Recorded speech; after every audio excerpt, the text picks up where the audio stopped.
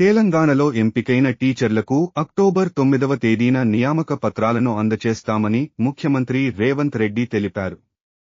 DSC 2024 ఫలితాలను ఆయన సచివాలయంలో విడుదల చేశారు. గత ప్రభుత్వ హయాంలో 7,000 పోస్టులను మాత్రమే 10 ఏళ్లలో భర్తీ చేశారన్నారు.